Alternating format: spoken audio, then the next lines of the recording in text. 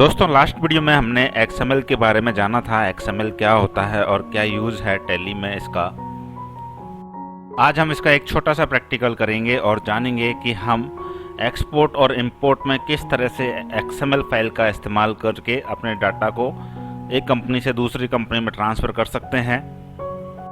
तो कई बार यदि आपको सैंपल डाटा बनाने की ज़रूरत पड़ती है तो आप आज सीखेंगे सैंपल डाटा किस प्रकार से बनाया जाता है। इसके अलावा यदि आपको डाटा स्प्लिट करने में कोई परेशानी आ रही है, आप डाटा स्प्लिट नहीं कर पा रहे हैं, कोई एरर आ रही है, तो उसका भी सॉल्यूशन आज के इस वीडियो से आपका हो जाएगा। चलिए स्टार्ट करते हैं। मेरे पास एक कंपनी है आसान सॉल्यूशन, जिसके अंदर लास्ट एंट्री 2 मई की है, आप स्क्रीन पर देख सकते हैं। अब मैं एक कंपनी और क्रिएट कर लेता हूं, जिसका नाम मैं रख देता हूं सैंपल कंपनी, और इधर मैं लिख देता हूं राजस्थान, और यहाँ सारी चीज़ें एक्सेप्ट कर लेता हूँ। इसको भी कंट्रोल ए से मैं एक्सेप्ट कर लेता हूँ। पर मैं आपको बता दूँ सैंपल डाटा क्या होता है। सैंपल डाटा किसी दूसरे पर्सन को दिए जाने वाला डाटा होता है, जिसके अंदर मास्टर्स यानी कि लेजर्स, ग्रुप्स, आइटम तो सेम होते हैं, लेकिन वाउचर्स की एंट्री 2-4 वाउचर्स आप सैंपल के तौर पर उसको करके भेजते हैं, वो सैंपल डाटा कहलाता है। तो जो लोग मुझसे रेगुलर कस्टमाइजेशन करवाते हैं उनको भी पता चल जाएगा कि सैंपल डाटा किस प्रकार से बनाया जाता है। सबसे पहले मैं आसान सॉल्यूशन कंपनी को ओपन कर लेता हूं, जिससे मुझे सारे मास्टर्स एक्सपोर्ट करने हैं सैंपल कंपनी में। यहां मैं एक्सपोर्ट पर क्लिक करूंगा और यहां आप मास्टर्स पर क्लिक करेंगे, और क्लिक करने के बाद यहां कॉन्फ़िगर करेंगे। कॉन्फ़िगर में आप यहां इंक्लूड डिपेंडेंट मास्टर को यस कर देंगे। उसके बाद यहां आप सेंड कर देंगे। सेंड जिस लोकेशन पे होगा वो लोकेशन आपकी ऑटोमेटिक ओपन हो जाएगी, क्योंकि मैंने इसके अंदर इसको यस कर रखा है। जैसे ही मैं इसको यस करूँगा तो मेरी मास्टर वाली फाइल यहाँ बाय डिफ़ॉल्ट जो फोल्डर है उसके अंदर आ चुकी है।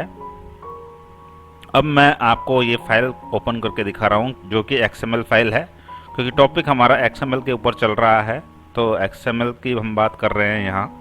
तो आप देख सकते हैं जो टैली से XML फाइल बनती है वो टैग फॉर्मेट में ही बनती है। XML फाइल टैग फॉर्मेट में होती है, और इसके अंदर एक रूट एलिमेंट होता है, जो मैंने लास्ट वीडियो में आपको बताया था कि XML फाइल के अंदर रूट एलिमेंट होना ज़रूरी है। और इस आप देख सकते हैं एनवलप रूट एलिमेंट है, और इसके अंदर ये छोटे छोटे चाइल्ड एलिमेंट है। सबसे पहले हेडर होता है, उसके बाद बॉडी होता है, और बॉडी के अंदर ही हमारा इंपोर्ट डाटा की इंफॉर्मेशन होती है, कौन सी कंपनी से आप इंपोर्ट कर रहे हैं।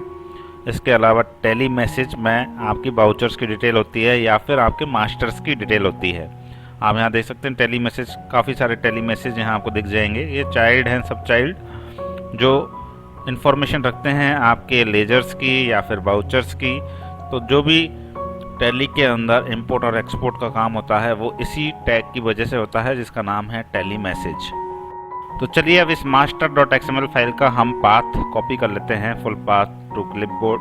उसके बाद मैं मेरा डाटा खोलूँगा सैंपल कंपनी का। सैंपल कंपनी मैंने ऑन कर ली। यहाँ अब मैं इंपोर्ट करूँगा, और इंपोर्ट में मास्टर्स पर मैं क्लिक करूँगा, और मास्टर में मैं यहाँ सेलेक्ट करूँगा मास्टर।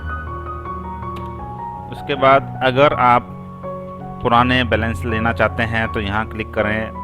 आप यहाँ किसी पर भी क्लिक कर सकते हैं। आप डुप्लीकेट्स को इग्नोर करना चाहते हैं तो यहाँ क्लिक करें। आप नया डाटा के साथ मॉडिफाई करना चाहते हैं, अगर आपकी कंपनी में ऑलरेडी डाटा है लेकिन आप उसको पुराने डाटा के साथ मॉडिफाई करना चाहते हैं, तो मॉडिफाई विद न्यू डाटा पर क्लिक करेंगे। तो मैं कंबाइन ओपनिंग बैलेंसेस पर क्लिक कर देता हूँ। आप देख सकते हैं पूरी फाइल मेरी यहाँ इंपोर्ट हो गई है। साथ में मैं आपको लेजर्स भी दिखा देता हूँ। यहाँ देखिए कितने सारे लेजर्स मेरे बन चुके हैं। जो मेरे आसान सॉल्यूशन कंपनी में थे वो सारे लेजर्स यहाँ आ गए हैं। अब अगर आपको स्प्लिट करने में प्रॉब्लम हो रही है, आपके पास कंपनी का डाटा है जो 5-7 साल का एक साथ हो गया है, और अब आप उसको स्प्लिट कर रहे हैं, तो स्प्लिट करने में पहली बात तो आपके कई घंटे लगेंगे।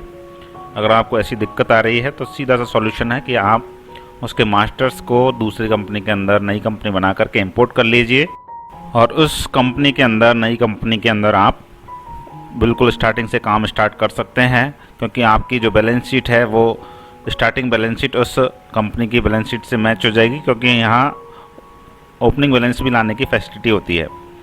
इसके अलावा अगर आपके कोई ट्रांजैक्शन आप इंपोर्ट करना चाहते हैं तो ट्रांजैक्शन भी इंपोर्ट कर सकते हैं, वह भी आपको मैं बता रहा हूँ।